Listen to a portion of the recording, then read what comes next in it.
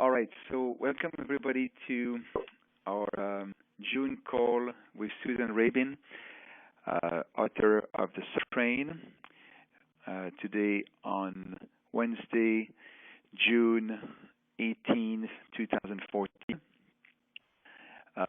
We're going to be talking with Susan about her book, her life, why she wrote the book, and her general views on what it is like for people living with bipolar illness these days and the things we could be doing better.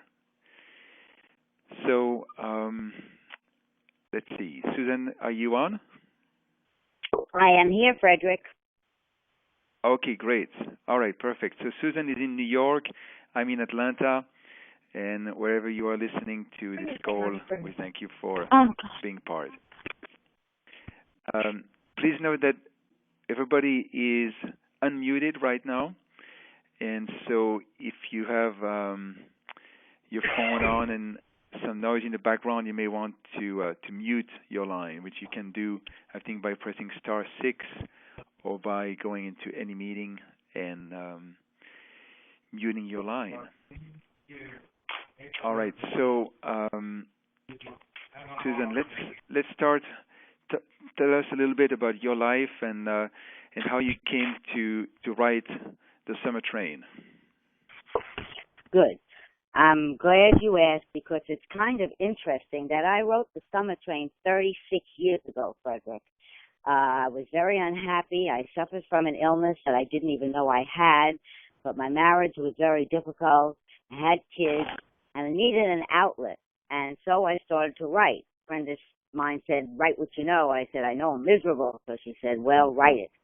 And so I wrote this book. I wrote the whole thing, and it was pretty bad, let me tell you. And I was accepted, however, to a writers' conference, and there they found out I was teaching flirting classes in the city, which was, by the way, I'll talk about it later, one of the helps in bipolar illness to get me through the isolation and the unhappiness that I felt.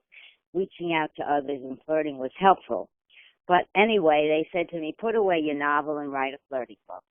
So I did, and I have 4 of them now. As you know, How to Attract Anyone, Anytime, Any Place, 101 Ways to Flirt. And they're all on my website, SusanRabin.com or Amazon. And 4 years ago, I said, I'm going back to that book because it's been bothering me. And so I did, and I finished it, which is a feat in itself. And it's called The Summer Train, but the important part of the title is a woman's journey from desperation to celebration. And that has been my journey, Frederick, from a very, very difficult, unhappy journey of an illness that I didn't even have any idea I had, because in 1978, they didn't even know anything about it. They certainly didn't know what it was called. And when they finally called it something, they called it manic depressive, which is now bipolar. But I wrote about it, and it was a catharsis. It was a way of getting out all the feelings that I had all those years. And I felt that by doing that, 2 things: gets me out of the strain of keeping a secret. It's such a strain to keep a secret. And the other thing is I really feel I can help other people deal with it, because I certainly have been through it. So at the beginning, I wasn't going to tell, because I've hid it my whole life. I hid it from every person in my life. But now I decided it's time to tell people about it. It's a different world, and maybe I can help them. So those are the long and short of writing that book, Frederick. Great, great. So for people listening, I've actually known Susan for, I would say, at least 16 years, I think, since 1998. We met. No, even before 1992, when my book came out and you had your website. Well, let's see. I didn't have my website until probably about 95. You may be thinking of another friend that we both have in common. Now 95 is close enough. Somewhere between 98 and 92. That was it. When you first had it, and when I first started promoting my books, Yes. We were both in the flirting game at the time. Exactly, exactly. We were both into helping people have happier relationships and Right, have more fun out of life, and using, in our case at least, technology to enable that. right. And so I didn't know at all about your struggles with bipolar or maniac depression. Um, I could tell you were, a very productive person who, when you put your mind to doing something, you would get it done. And publishing a book is not easy. Not many people do that.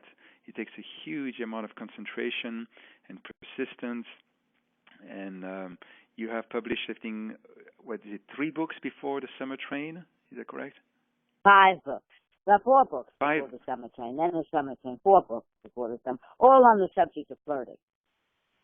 Got you. Right. Got you. This Four is books. my first novel.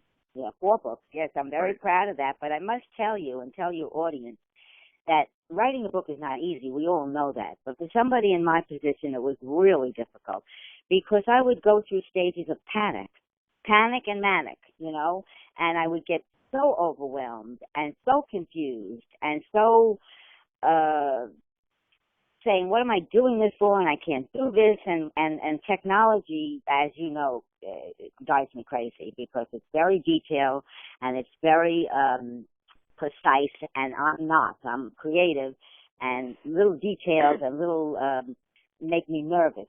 So it was very, very difficult to write the book. And many, many times I just said, the heck with it. But somehow I needed to do it, and I came back to it and finally finished it. Mhm. Mhm. That's great. Concentration, by the way, Frederick, concentration is a little difficult in this illness. Not always, but certainly in the manic phase. It's hard sometimes to concentrate. It's hard to read a newspaper. It's hard to, I just went on a trip. It was hard to hear what the guide said. It seemed like, oh my God, I kept losing focus.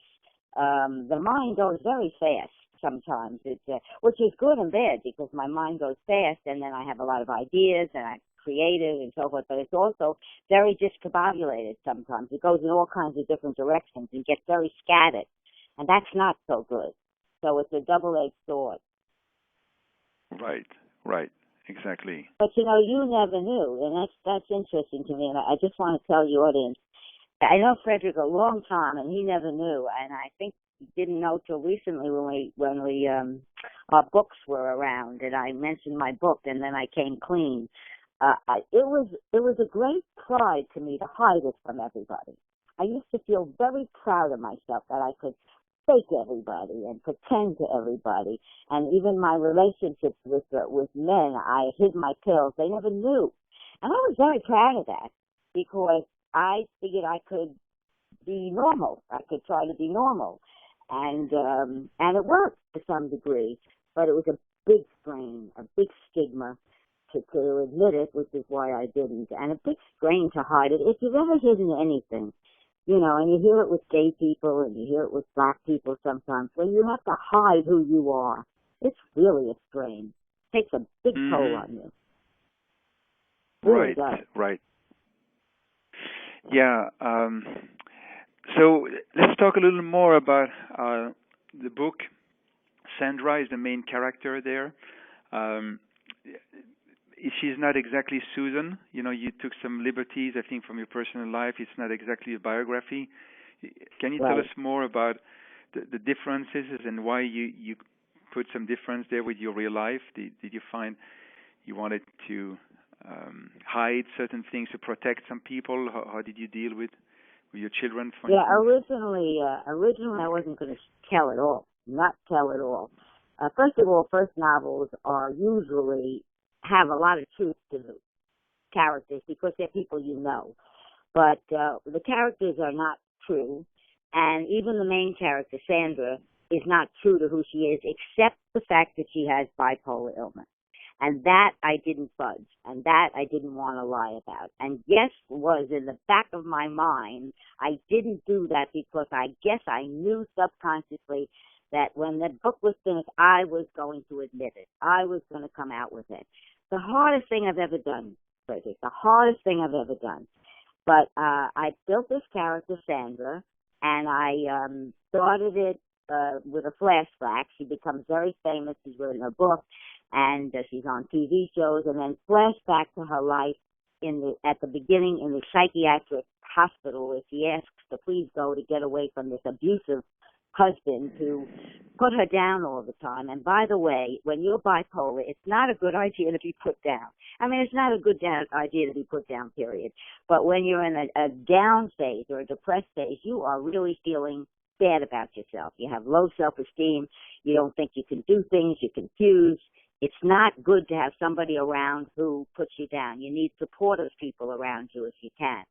So I developed this character, Sandra, and I put her in a psychiatric hospital, and then I had her get out eventually. And the scenes in the psychiatric hospital are interesting because the group therapy, etc., and the different characters, I think my readers will find, very, very insightful. And then she gets out and goes to her very fancy East Hampton life, where she's very out of place because she feels so abnormal compared to all these people with all their money and clothes and pretense, and they're pretentious, many of them, and she has a couple of friends who help her along, and she finally discovers, she starts writing, and her ex-husband, just puts her down for writing and is not supportive, but she meets this old classmate, and he helps her write the book because he's a published author. And then she meets this girl, Mary, who's in the book, and she turns her on to women's liberation, something that Sandra never did. She was a housewife and trapped and very unhappy, but never thought there was any other way. And she becomes very involved in the movement and gains power. She gets empowered. She empowers herself, and people around her empower her. And eventually, I'm not going to tell you what happens, but she is empowered, and the last part of the book is very celebration, from desperation to celebration. It's a happy ending. It's not totally happy. There's a little question mark, but it's a happy ending. And that made me very happy to do that. That made me feel wonderful to put a happy ending on it. It, validated my whole life. So the book is really from the heart, and I didn't want to write a memoir. One of the reasons I wouldn't write that is too revealing. I have children, and I didn't want them to be hurt in any way by it. And also, I can't remember every detail of my life. I had to, make up a lot of things. But the bipolar is not made up.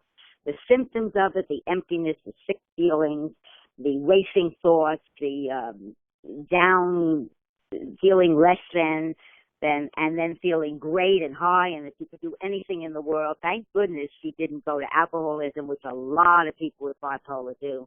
They go to alcoholism. I don't say use alcohol as their treatment, as their medication, or I didn't go crazy with spending sprees, and I certainly wasn't violent, thank God. As many bipolar people are. There are different degrees and spectrums of the bipolar disease. But I do describe it, I think, very, very well. And a couple of people that I know have written the book, they said, thank you very much. I get the idea now. And because a lot of people will say, so what? I have moods. You have moods, I have moods. Well, it's not quite that simple. And the moods don't necessarily correlate. We have what's called circadian rhythms. That's what the doctors always say. I just flew, and that's very hard on somebody with bipolar because you're changing time zones, you're changing your rhythms, you're changing your light and dark. That's very, very hard on a normal person, but it's extremely hard on bipolar. So you really have to take a look at the book and watch for the symptoms and how she behaves, because it's very, very much the bipolar syndrome. And anybody that has it out there, I wish you luck, and if you ever need any information, please contact me, because it's very dear to my heart. It's a very tough illness. Great. Well, thank you. We appreciate your compassion and interest in helping others. So, in summary, I would say that it sounds like writing the book was a cathartic thing for you to do that helped you also deal with the illness, right? Yes, the book was absolutely. Written in 98, or no, even before. When did you actually write the book?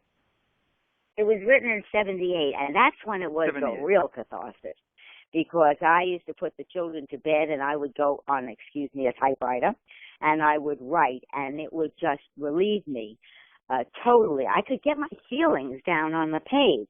Yeah, I created all these other people with dialogue and feelings, but I could get my inadequacies, my highs, my lows on the page. That's very cathartic, Frederick.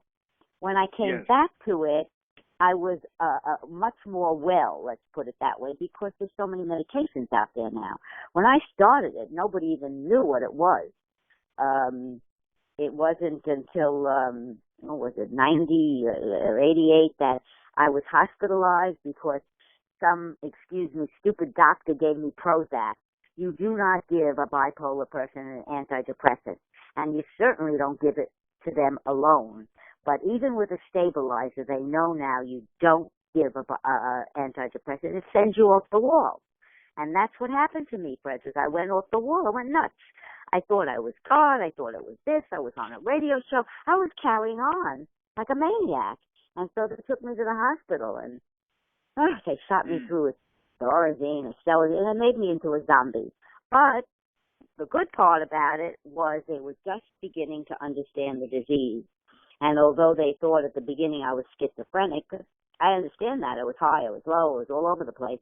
They realized I wasn't, and they realized this, at that time something called lithium, which is still the drug of choice for manic depressive. But let me tell everybody out there, you have to get a really good doctor, and I mean really good, because I've been through about 10 of them, psychiatrists, psychopharmacologists, and they need to know, and everybody is different. Everybody's cocktail, what they call it, medication is different.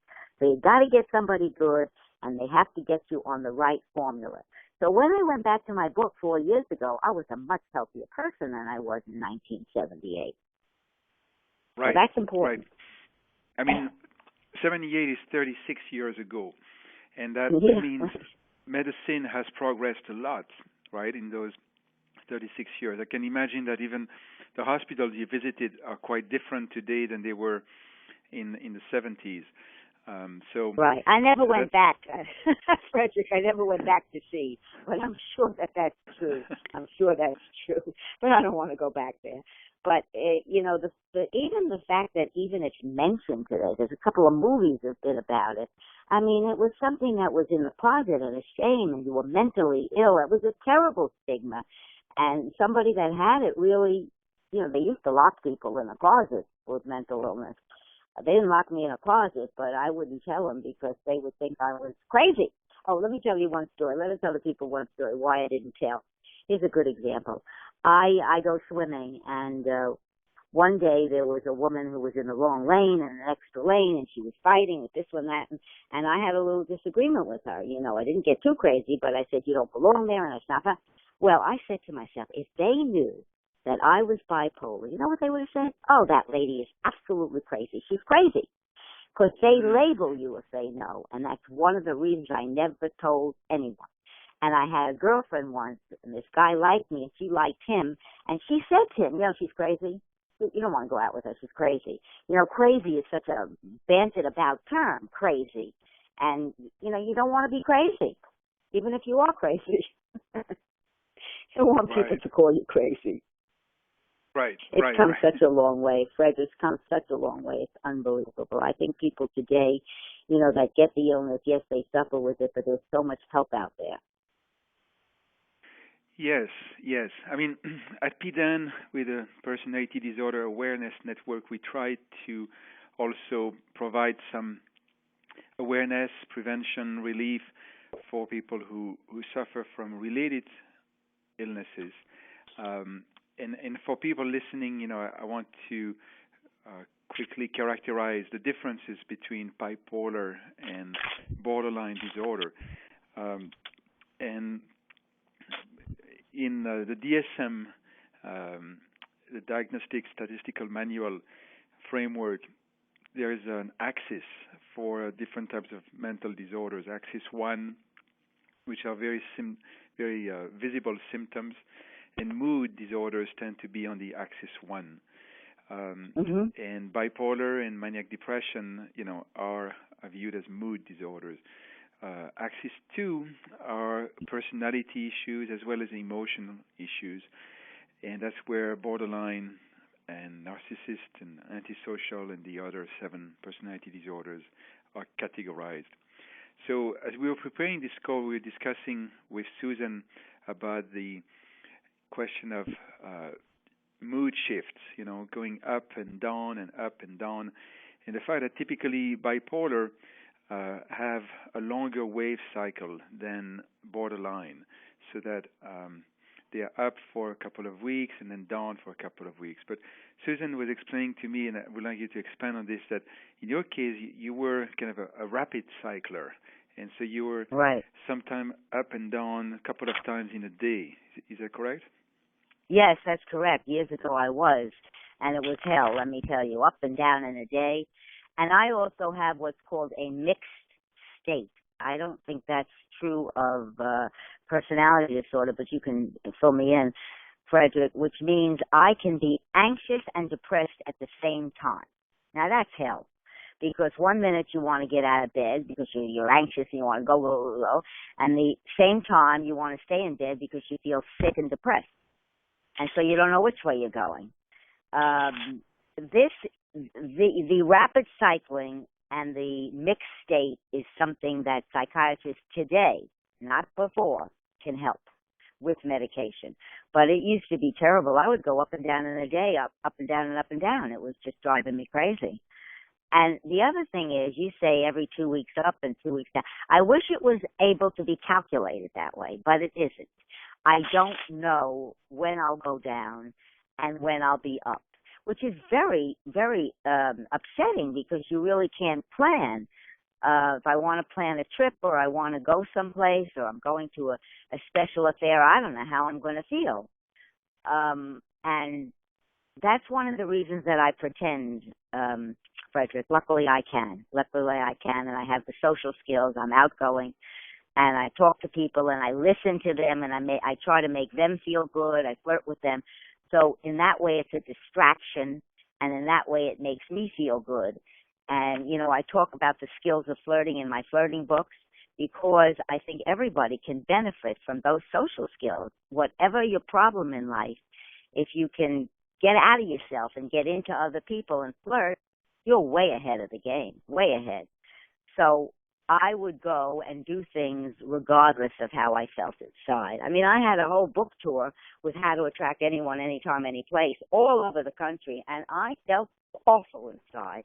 I had this sinky feeling, this scared feeling, but nobody ever knew, because I would just try to distract. And luckily for me, I like people, and so I can distract with people. But the rapid cycling, getting back to what you're saying, is a very disturbing feature of the illness, and I don't know how it works with borderline, Frederick. Is it a steady kind of thing, or is it something that goes up and down as well? Obviously, it's not a mood disorder. No, it's not a mood disorder, but it can be visibly expressed through moods, right? And there are also many different types of borderline people. There are people who have anger issues and people who have more depression issues. So there's not a standard type of borderline like there is with a kind of food you buy. It's always the same kind of food. They can come in many different shades. They have a lot of characteristics, and there is a diagnosis around them. And if we have people on the phone who would like to speak up on this, please let me know. We'd be happy to take some testimonies from the audience. What I would also say is that indeed what you talked about, not knowing when the next wave will come, is very unsettling. If you knew you would be up 2 weeks from now, then it's a lot easier to accept perhaps your downtime. But when you don't know, it may seem like you're going to be down forever. It does seem that way, and people always say to me, oh, you went through this before, it'll pass, Well, when you're going through it, it doesn't feel like it's going to pass. And it doesn't help for somebody to say to me, "Don't worry, you'll be okay before you will be okay before." I don't know when I'll be okay, and I don't know where I'll be when I'll be okay. So, I just have to. I'm still learning to manage it. See, it's not curable, bipolar. It's not true. And, you talk about what's the worst part of it. The worst part of it is that there's no cure to this disease. None. It's only manageable. And I'm still learning how to manage it. I think now my latest idea is when I'm feeling really down, just watch television. Don't even reach out. Don't even go anywhere. Don't even do anything. On the other hand, sometimes I say if you do something and you push yourself, when you get out there, you'll feel better. So, you're not sure I'm never sure quite what to do. So I do things, but I do it with a very heavy heart, very uncomfortable. I just had 2 good weeks, really good weeks, where I had no sick feeling, where I felt confident and capable, and I even was in a foreign country. I exchanged money. I was so proud of myself. And it was wonderful. And, I don't know what's happening. A little bit down now with the time zone change and sleep and all that. So I don't know what's going to happen. And that's very off-putting because you're not sure. Mm-hmm. Right. Most people can count on themselves, can't they, Frederick? Most people can kind of count on themselves. They may not be the greatest or they may not be the smartest, but they know who they are all the time. I never know who I am. Never sure. That's an interesting point, one that I personally also struggle with sometimes. How much control do we have on life and on ourselves? Okay, you'd Right. like to get up every morning with the same alacrity, the same enthusiasm, but it's not always like that. But I understand certainly that there is a difference between, people who have an illness and people who are just depressed by small things, the food they ate or the visits they have to do that day. It's a different thing. And so sometimes by nothing. Sometimes by Yes. nothing. I want you to know that. It doesn't have to be triggered by anything. It can all of a sudden you get a chemical imbalance and you feel awful. And nothing happened. People say, "What happened?" "Oh, you must have been upset about that." I said, "No, I'm not upset about that. I'm just upset. And I don't know why." But also I just don't feel all the time that I'm in control and that I'm on top of myself. Although people have told me that I am because as I said, I pretend. But I just don't feel that Susan is Susan, every day of her life and that she can count on being Susan. Maybe Susan is confused. Maybe Susan will be out of control. I have to watch myself very carefully that sometimes I don't say the wrong thing to somebody and alienate that because I get upset. I get a little temper. Mm-hmm. So I'm not Right. always in control, It's a bad feeling. Right. So let's come back to the discussion about the book. And in the book, Sandra, like you say, ends up in a happy situation. In your case, I think I can share also the fact that you had 3 children that you raised and have become wonderful human beings. I mean, the type of kids that a lot of parents wish they had, and I know some Thank of them you. personally, so I can say that with pride and envy of a friend who is now raising my own kids, trying to be like yours. Right. It's not easy. easy. In your case, it's not easy, and I think it's even harder when you have such a mental illness. So tell us more about how you modified perhaps your parenting, or you talked about pretending, but did you ever try to share your mental state with your kids? Did you have to do it because they kind of wonder where is mommy right now?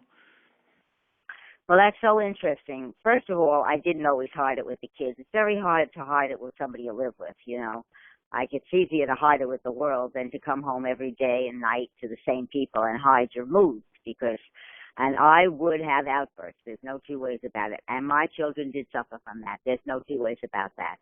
And I wish I could have willed it away, but I couldn't. It was who I was, and like I said, it wasn't on medication, the right medication, and they saw it.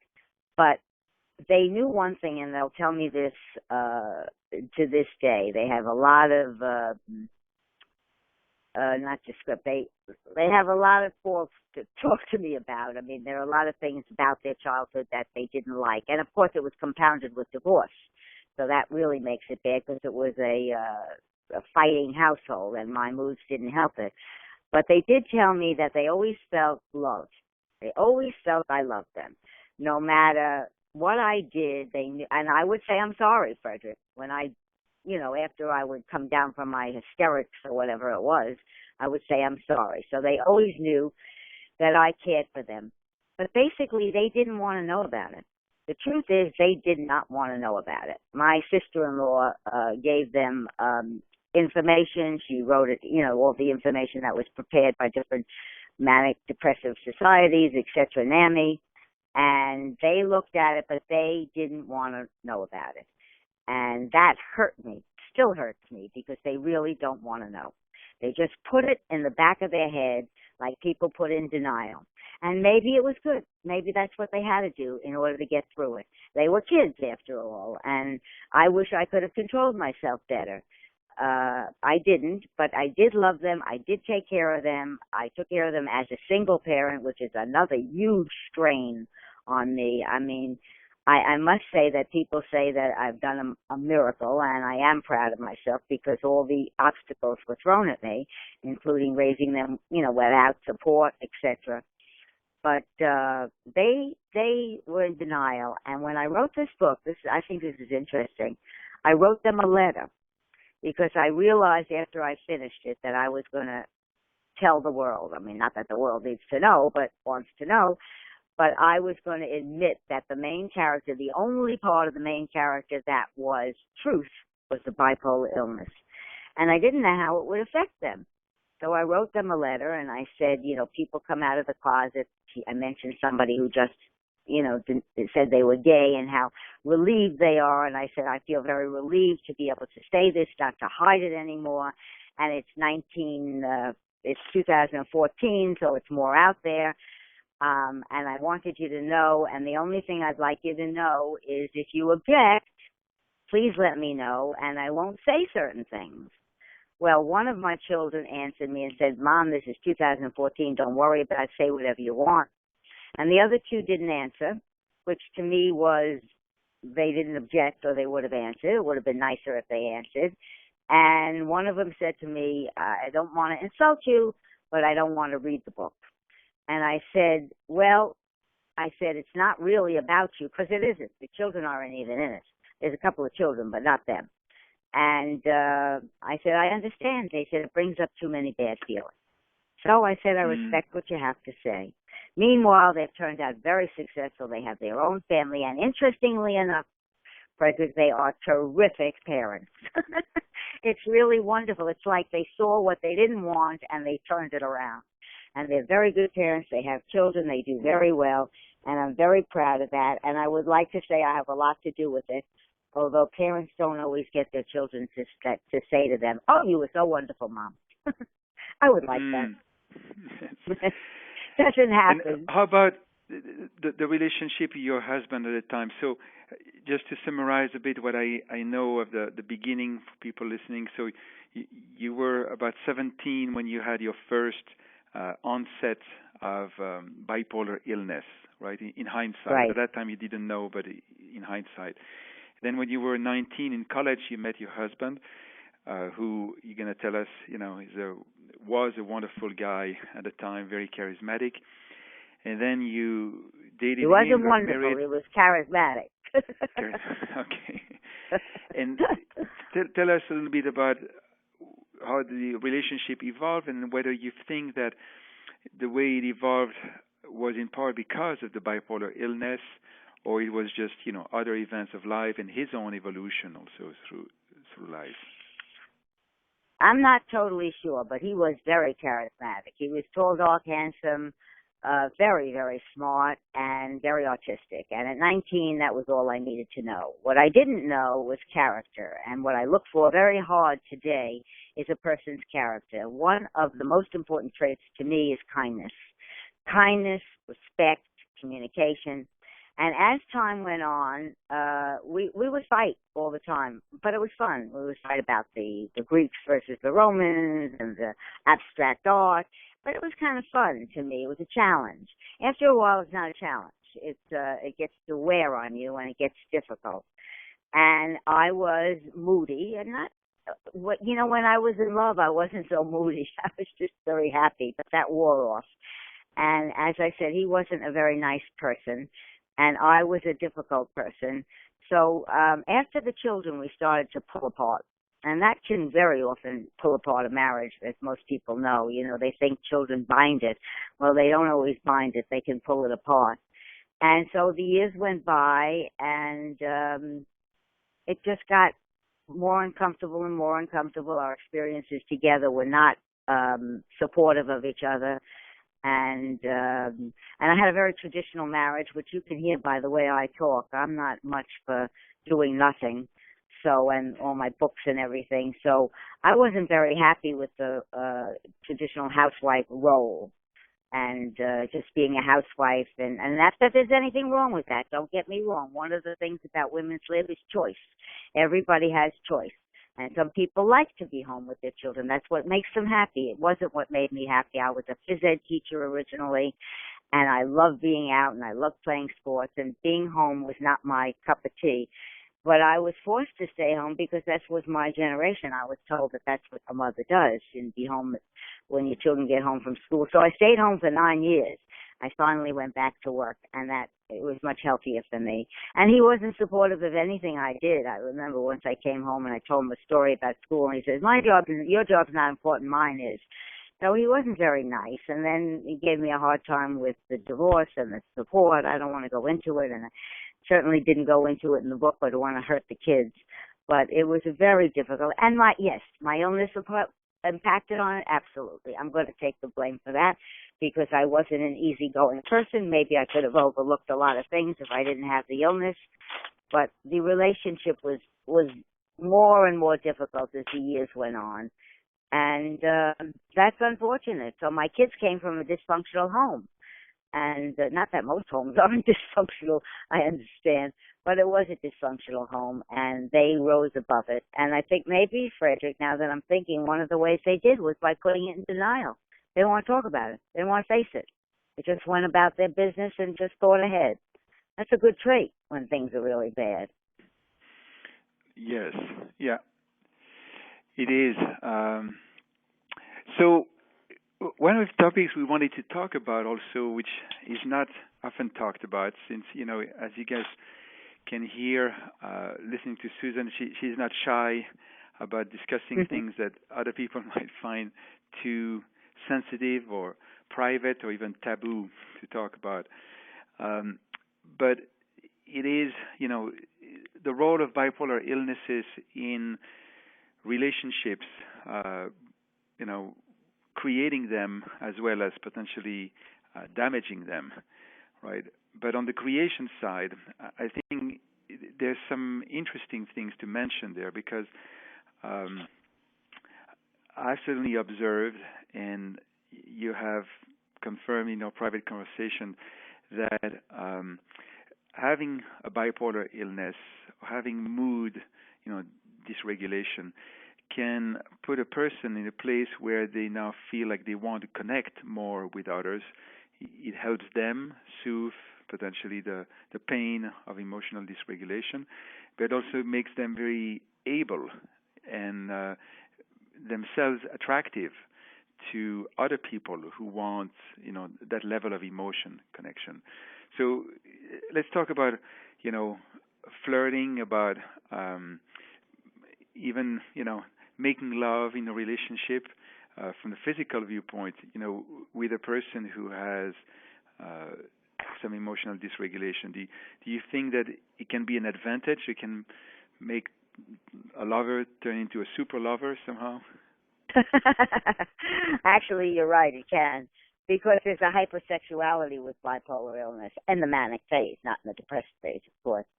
But I shouldn't share this, but I remember my boyfriends would tell me what a good lover I was, and I had no standard. But as I read the literature more, I realized that I really enjoyed that, and I was hypersexual. Because everything when you're manic is extreme. Everything is way up at the pinnacle, and that causes you to be a very interesting person. You're full of fun. When you're manic, you're full of fun, you're full of life, you're full of personality. Everything tastes better, everything looks better, everything's more exciting, and that's an exciting person to be with. So I've always been an exciting person to be with. The problem is, you pay on the other end, and you can be a depressed person to be with, or those emotions can become negative. They can be argumentative and violent and abusive and nasty. I don't have a lot of that, thank God. I didn't have a lot of that. And basically, I like to think of myself as a kind person. I'm not out to hurt anybody, and I try very, very hard to be sensitive. And I think that's part of the illness, too. I'm very sensitive to other people's feelings and empathic because I suffer, and I know what it is to suffer. But it can certainly be enticing at the beginning of a relationship. It can certainly draw you to somebody if they're manic. It can certainly make you a great flirt, because in order to flirt, you have to get over your fear of rejection, and you have to not be shy, and you have to be able to put it out there and be flirtatious and little eye contact. You have to smile. My favorite saying is smile and the world smiles with you. I've lived by that. And cry and you cry alone. My father told me that when I was a kid. Smile and the world smiles with you no matter how much it hurts.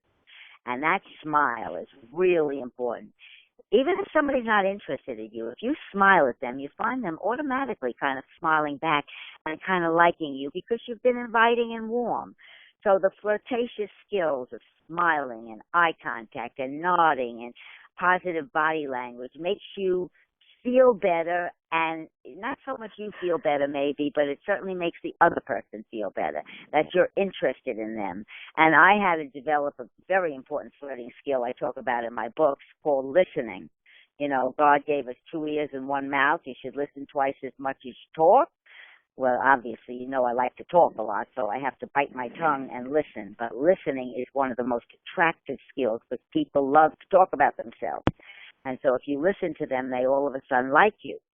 So when you first meet somebody and you're flirtatious and you're exciting, it's very engaging, very engaging. The only trouble is there's another half of you, and the manic side can get overbearing. It can get too much for you. You marry somebody and you become a crazy shopper, you could make them broke, or you can get broke. So that's not too good. Or you could drink too much, or you could scream too much or yell too much or laugh too much or whatever, because everything's extreme. Everything's extreme. But I say, I don't know too many people actually in my groups that are married, very honestly. A lot of them are single. Very few people have children like I have children. But there are a couple that are married, and I think if you marry somebody who understands, I think if you can tell them now in this world today, you have a much better chance if you don't hide it, and they can understand what they're dealing with. I once had a boyfriend, and we went out to dinner with my family, I remember, and I lost it. I just had a fit about something. I don't remember what it was. I walked away from the table, and he turned to my family and said, "What's the matter with her?" And they were sworn to secrecy from me. I said, "Don't you tell anybody what I am or what I have." And they didn't, and he never understood it. And later on, after we broke up, he came back and I told him or what I found out, or I told him. He said, "Why didn't you tell me? If you had told me, I would have been much more understanding. I just thought you were mad at me. I didn't know what was going on." So I think maybe today, if you are able to tell and you connect with an empathic human being, we all have faults, so maybe they could take that fault. And they're kind, really kind. I can't stress kind enough. And nice to you, then I think you could have a good relationship. I think you might, but I'll tell you something, I wouldn't tell anybody now. I wouldn't tell anybody till I go out with them for a while. I wouldn't tell anybody at work. Never, never. I can tell the audience that's my opinion. You may disagree with me, but I don't think you should reveal at work. I think that's very dangerous because you can, get fired, maybe not fired, maybe you could fight it because of mental illness, but you could be looked at totally differently. But I would tell in a relationship, but only after it's a secure relationship. It doesn't have to be a long time, but you feel that the person has your confidence and would not hurt you. They might walk away, but they won't hurt you, I would then tell. Does that answer your Great. question? Yes, yes. No, thank you. You answered two or three of the questions, so that's perfect. But yeah, Okay. the extreme nature of everything we do uh, under the influence of bipolar illness and potentially the ups and downs of borderline or narcissistic illness are quite something for a nascent relationship with someone. But then, later on, the uncontrollability of it can also be challenging. Right, So let's talk right. for a But minute if about. somebody does somebody understand? Does that help? I mean, in borderline, I guess they get pretty emotional too, and even maybe violent or nasty or argumentative. It helps if the person understands, but I guess there gets to be a point where you can't understand totally. Or Right, even if you right. understand, you're not willing to live with it. Yes, yes. So let's talk Yeah. about treatment and about medication. You share with me the importance of lithium for you, and then Lamictal was the other medication that Right. you found benefit from. Can you share with us a little more Right. the difference in Well, your life before and lithium after? is lithium is the medication of choice for bipolar. Always has been, and hopefully it's not too bad because it's a natural salt. Years ago, they gave me lithium, and they gave me like what was it, 1,200 milligrams. Now I'm on 400. So I used to get sick from it. I felt shaky, and I felt fat, and I felt uncomfortable. They didn't know. They didn't know how. Now they know better. So lithium is my medication of choice, but it's combined with Lamictal, which my doctor feels it needs to be. Both kind of stabilizers, one a little bit more up, the other one a little more down. But he never put me on an antidepressant. As I told you, he says it's counterindicated, even with a mood stabilizer. And when I can't sleep a while ago, he put me on a little bit of Risperdal, which made me kind of nervous. I always get nervous with medication. I don't like to take it. None of us really do. And many, many manic depressives flush it right down the toilet. Matter of fact, there's an interesting program on now. I don't know if you saw it or your audience has seen it, but it's called Black Box. And it's on Thursday nights at 10 o'clock ABC. She's bipolar. She's a neurologist. And she's bipolar, but she's secretly bipolar. She won't tell anybody. And once she goes off the wall, and that's because she's flushed her medications down the toilet. A lot of people do that, or they stop them because they don't feel good from them. And they think they're fine. If they're fine, they can do it themselves. I stress the importance of medication, but I wouldn't tell you which one because it has to be from your pharmacologist. For me, it's lithium and Lamictal. And when I get very anxious, I take a little bit of Xanax. I don't take much because he won't let me take more than one a day at all. I think it's addictive. But a little, it just takes to let the top off the anxiety, just a little bit. I try not to take it much. So far, this is the best I've felt in a long time because he's got the medication right, and I'm sure that that's it. Plus the fact I can't deny that I've worked on myself for a lifetime. I became a cognitive therapist. I studied with Dr. Albert Ellis, and the theory is that men are not disturbed by things, but the view that they take of them. And I try to change my thought process, and when I feel sick, I say to myself, and when I say sick, I mean sick to my stomach and sinking and empty. It's like grief. The only thing I can liken it to is grief. And sinking. And I say to myself, what are you thinking? What are you thinking? What are you thinking? And I try to think about what I think. But unfortunately for bipolar, we obsess. I used to be the worst. I'm much better now, but obsess. I can't let go of a thought. Obsessed. You say something to me, Frederick, that I feel upset about, I won't let it go. I can't let it go. It bothers me, but I'm learning. So there is a value to therapy, talk therapy as well. But to me, it would be medication one, talk therapy two, support group if you have one, that's a wonderful thing, and friends and a hobby and an interest, and exercise. Exercise is wonderful because it raises your endorphins and it makes you feel better. And when I'm feeling bad, I like to swim. I try to swim or I take a long walk, changing my chemistry.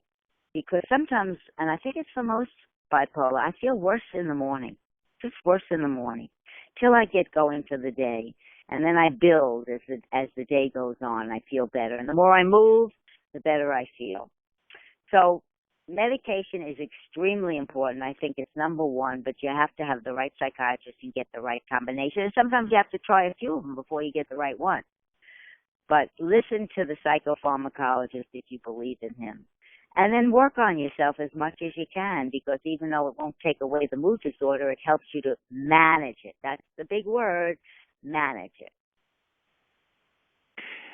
Yes. What about therapy? Did you find it useful? Did you do any, especially when you were in inpatient clinics? Yeah, well, in the hospital it wasn't much, but afterwards, as I said, I discovered Dr. Ellis in cognitive behavioral therapy, and I am a cognitive behavioral therapist, and I do have clients, and I think I'm really good because I've been there. I know what it's like, so I not only know it intellectually from my studies, but I know what the people actually feel like. And yes, I'll never discount therapy. First of all, it's nice to have somebody to talk to, Frederick, somebody who'll listen to you and somebody who's a little intelligent and maybe can make some suggestions. It's a nice thing to happen. It's an expensive habit, but if you need it, I think it's really important. And I don't think there's anybody in the world that couldn't benefit from therapy, because it's basically improving you with somebody who's smart. So I think I've worked a lifetime on therapy. What I found was cognitive therapy, because I used to see people who were in Freudian type of therapy or long-term therapy, and they never seemed to be getting well. They were always blaming this one and blaming that one, and this one did this, and it's not my fault. But not cognitive. Cognitive makes you take responsibility and gives you techniques and behaviors to change your thinking and your behavior. So that's the therapy I believe in. I really believe in that. Interesting. Good. Good. Yeah, I think when one is able to get to your level of energy, then also having these social connections with friends, with people who listen to you, as you say, with exercise, help control all of it. I mean, it's true that we and come routine. I didn't mention this last thing, routine.